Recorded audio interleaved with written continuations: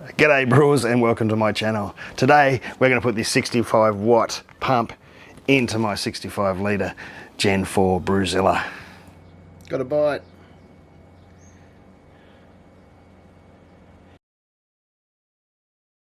Alright, yeah, I was joking. That's a 65, that's a 25. We're going to put a 25 watt in.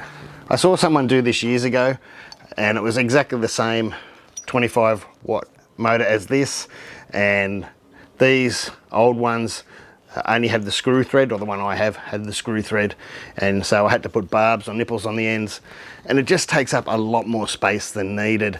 And I saw Ollie do it recently on the Facebook page where he used one of their new pumps, which is one of these, again a 25 watt, just as powerful, except it hasn't got the thread. Just got barbs, so I can put the hose on and clamp it on there and just save a bit of space. Why would you do it? Well, you might not need it in the mash. My pump that's in there at the moment in the 65 litre, I still back it off during the mash most of the time, so I probably won't be using the power of this in the mash. But for transfers, yes. When you're moving 60 litres of water, speed is a good thing. It could be at the end of the brew or the start of the brew, moving water around. Things like even the Whirlpool, it might make a really good Whirlpool. So I'm going to have a play and we'll see how it goes. We'll try it in a brew.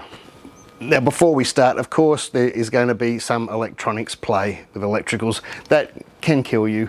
They can burn your house down, they can void your warranty, and they can void your insurance. And I've mentioned before that I am trained in electronics, and people might go, oh, they're just saying that for the video or whatever. But it was years ago I did my, what do they call it, Associate Diploma of Electronics. I was as a digital technician at Kangan in Broadmeadows actually. And I found my notes and I've got books and books and books and books of my notes from that course right here. And right at the back, you got power control circuits, and then you got DC fundamentals and AC fundamentals, alternating current. So by the end of that course, I was legally allowed to repair, fix, or even make and construct anything on this side of a power point. I wasn't allowed to be an electrician, even though, it's only wires. It's just we were trained to repair on this side of the power point. So I was legally allowed to do this kind of work. I've also bought some reinforced sort of braided silicone hose. I have a packet of stepless clamps. I was going to use these bigger stepless clamps, the crimp type, but they're really hard to get off. So if I don't like it, or I make a mistake with the configuration of the hose, by mistake I mean somewhere that might catch air bubbles and cause the pump to block more often than I'd like to, I might not use those. And when I was ordering those, I noticed on Kegland's website that they have these newer clamps. I hadn't seen them on there before. Now, I used to have ones like this in the past. They had a plastic handle here, and after a few uses that plastic handle used to crack and come off. So you'd have to use a spanner or other ones that were a screwdriver, and they're a little bit of a pain.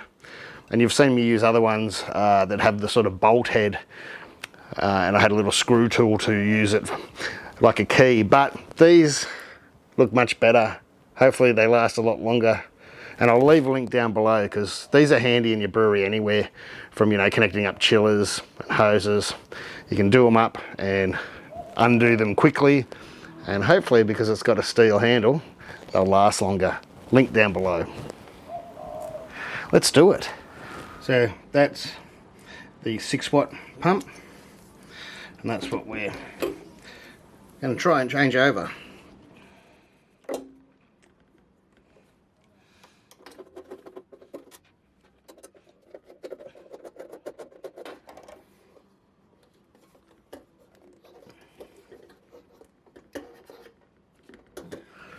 Let's have a look in here, eh?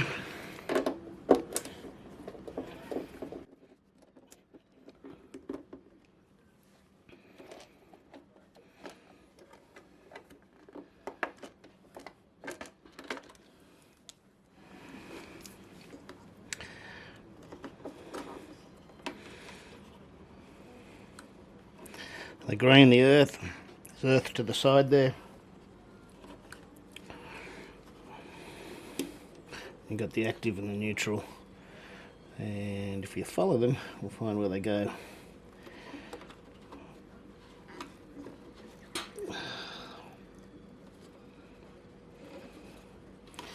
Okay, there's a short one, the brown, goes to that terminal there. And the blue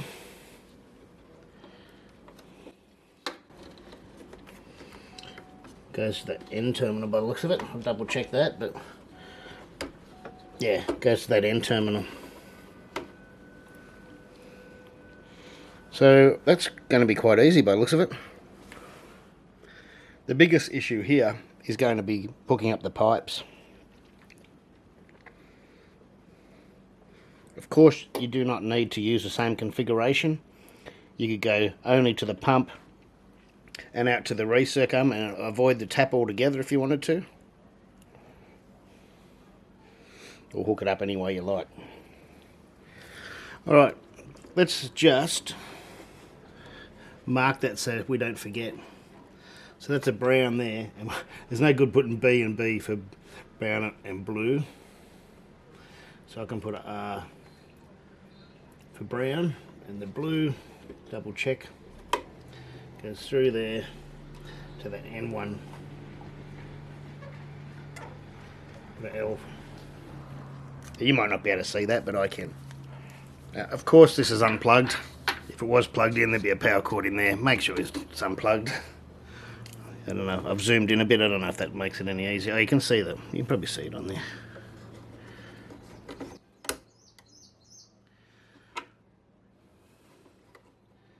Yeah, that's the brown.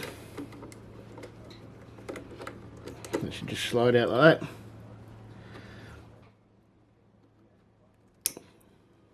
Don't cut the wires, of course.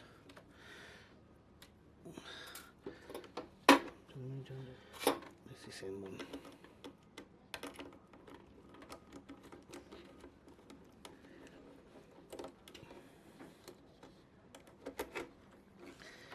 There we go.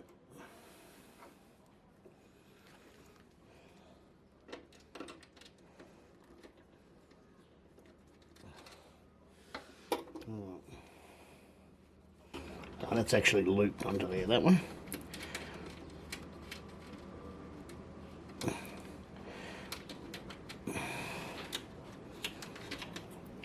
Don't forget that one needs to go back on there. I'll just put it on there for now.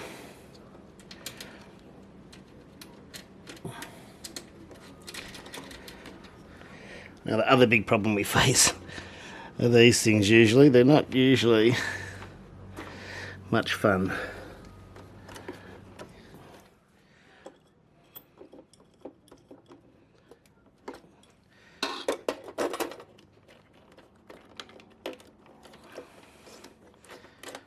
Just like that. There's several parts to this thing. There's that start bit which was sitting in that groove,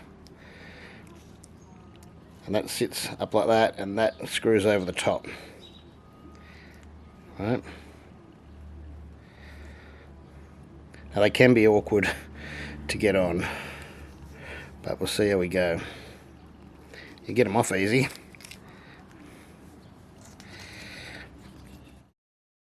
Now, you want this thing on first.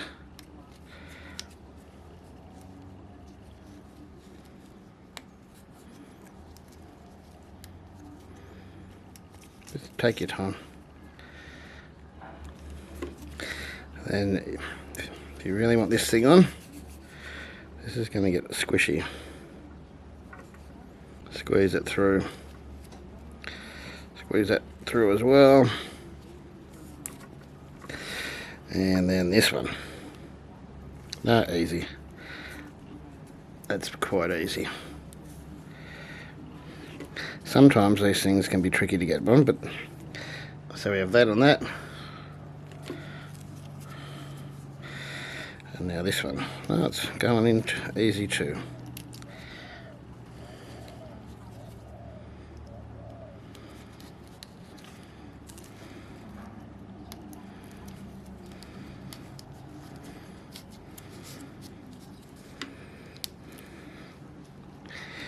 push that back. This can always be adjusted later.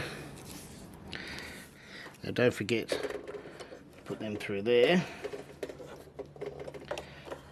like that. And also don't forget the nut. Just needs to go on as well. Like that. But you don't have to do that up yet. We can adjust that. They have done the cords sort of the right length. You know, the short one should be there. Just double check the short ones, the R for the brown, and that's there, and the long one's the blue with the L. So that's good. The most awkward one to get out was this end one, so it's probably going to be the most awkward one to put in. So if we do that first, a pain to get to sometimes. You can even give it a slight bend, and then you'll be able to maybe poke it in easier. There we go. It's in the right spot. There it is. Nice and firm. Double check. Yep, we're in there. The other one. Brown one goes in this end one. Underneath the top plate and in between.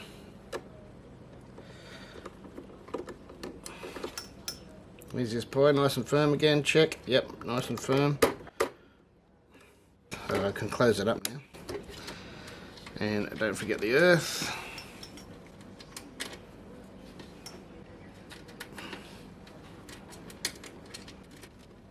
And make sure they're sort of facing the other way, otherwise you don't want them sort of touching on the ground and wearing out.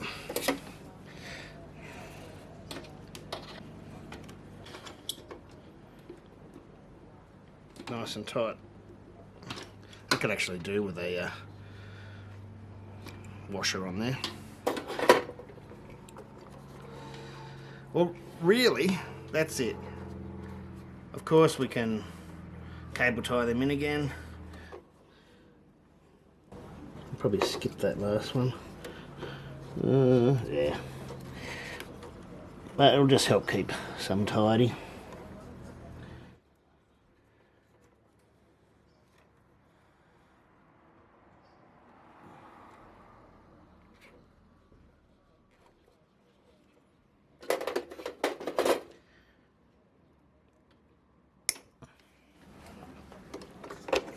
So we can push that through, fiddle that one, make sure that sort of sits over the top of those little feety things. Feety things, that's a technical term. Push it out a bit. Might have it sitting like that. I've come off those feety things, that'll be alright. No, all good. And screw that on.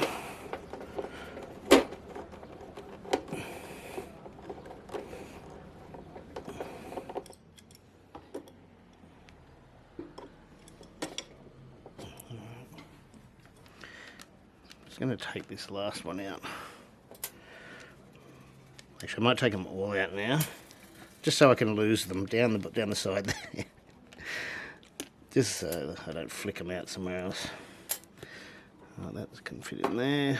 It's just anything I'm worried about. You might have to take that foot out if yours is any tighter than mine, or loosen it off.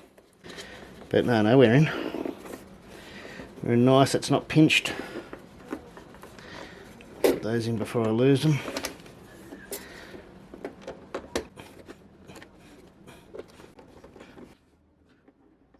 It's good to see that the electrics are, you know, pretty well done up there. So we've got everything hooked up. So now just to put the pump into place. As you can see, there is screw holes here. There is, you know, enough holes to probably put it any way you want it, nearly. Now, I think I saw Ollie do a loop. I was a little bit worried about the loop and air bubbles. Just depends how you want to go, really. I might try the loop, but yeah, as I said, I'm a little bit dubious about a loop. That we could try it on there. I just don't think it. I think Ollie, from when I just looked, has taken off the picture off the website of him with the loop, because maybe it didn't work. Maybe it was the air bubble, but I can't see that. That's not very good like that. I can't even get that one on, to be honest.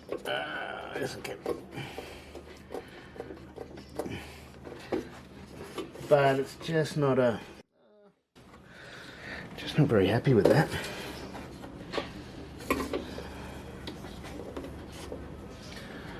It does fit. That's the trouble with this. It's not going to bend like that, though. There's no harm in trying, is there? Let's get that off. See, they have a bent piece like that. And I just don't think that's going to fit.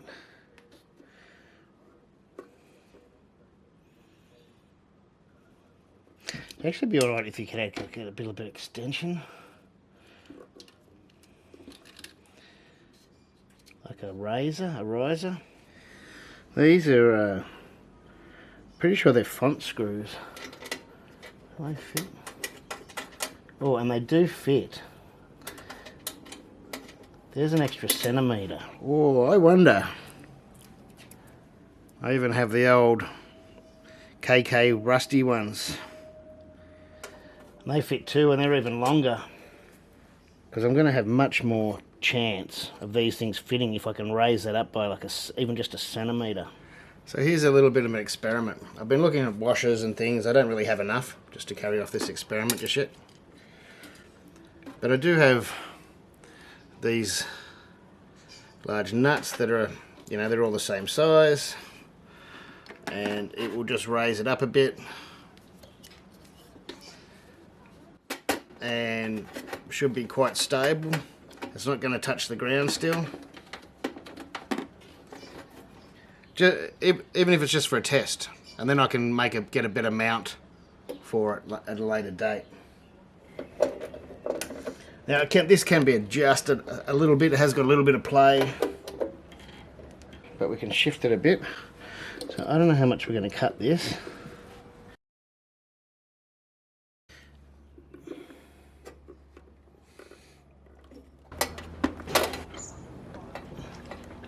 Yeah, it's too long still.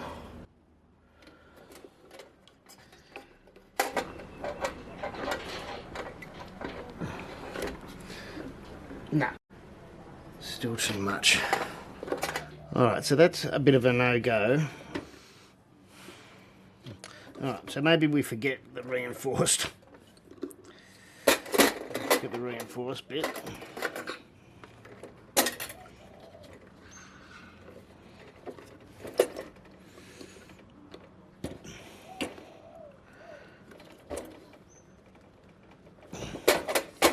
No, it's still just gonna... It's still just gonna kink. Way worse. I kind of wonder if... See, this one's like shorter. Take this one off. Put that one on there. And that one on there. Oh, it's still not very good. Well, it's heaps better though. I'm going to cut a bit off.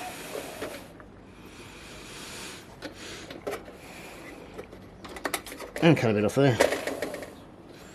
That'd be enough to grab. We've got to remember that this is going to be up the other way, so this part here, even though we could take this off and reorientate it, but this part here either has to be facing that way or that way, and there's not really much room when you face it that way, so it's kind of got to stay like that. Yeah, so I can just see the best thing for me is, I think, to try is to cut a bit off here.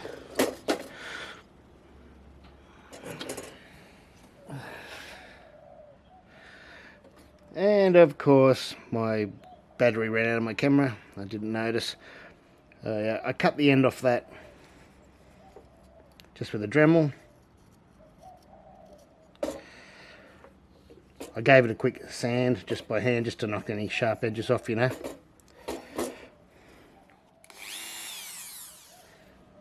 But now that that's there, this should fit on there a lot better.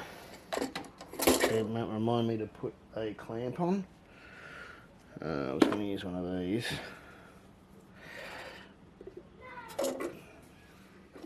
And then try and fit that in there. Yeah, that fits on well, easily. That is much better. Much, much better. That's sitting nicely now. It's hardly kinked at all. Those marks are from, I over tightened a little bit before I realised the camera had stopped. Be careful of that. But yeah, you can see that's sitting nicely now. I actually bought this. This is a piece for one of the old Gen 3s. From the pump to the reset pipe, I believe. Or from one of them anyway. I was just wondering if that would probably sit on there nicely too, you know.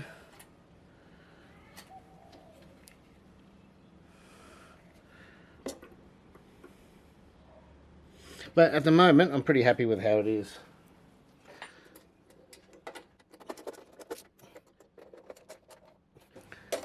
Put that up here. I've gone with this one just because, yeah, I haven't got much to hold on to, and I think this will be a little bit tighter. I don't want to go like I did before and start splitting the hose. I think that'll be plenty. And often after I clean these, I do turn them up to dry, upside down to dry anyway, so I can always keep an eye on these things. But that is not going anywhere. Goes onto there. And that goes onto there. No kinks.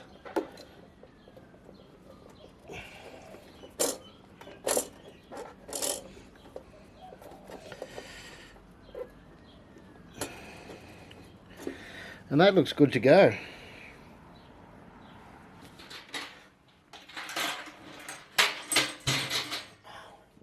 Let's get some water in it.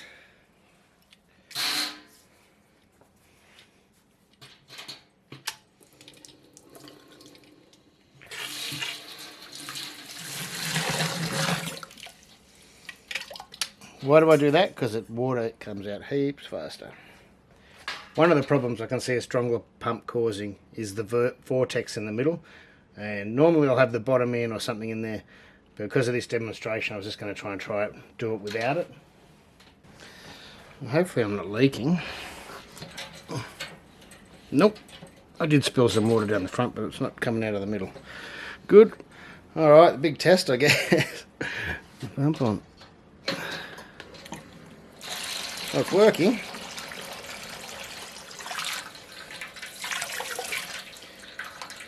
Nice and strong.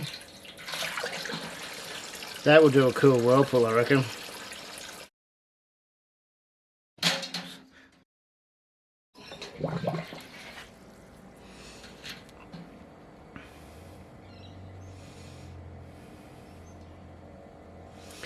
Yeah, that's a nice strong Whirlpool, that.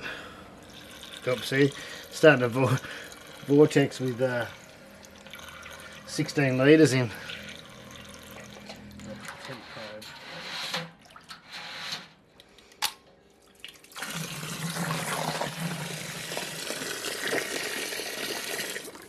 And my next batch is a single batch, so I don't want any more. 50 litres is more than enough. I don't want to waste any more water.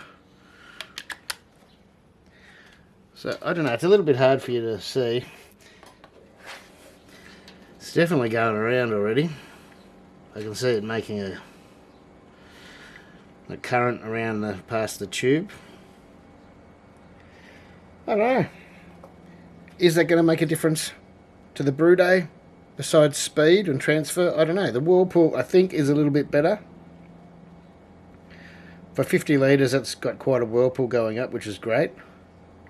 For transfer, it's going to be much better. For the mash, I'm unsure. I don't think you can't have it running full bore, and I've never have on any of my mashers. I don't think I ever had it full bore on any of the systems. But it's a success. Whether it's needed or not, I'll leave that up to you. I'm just timing a cube fill. It was 2 minutes 15 seconds. And I reckon that's a fair bit faster than before. I could tell by watching it how fast it went up that, yeah, it was heaps faster than it was before. Thanks for watching. Like, subscribe, share. Thanks to my Patreons.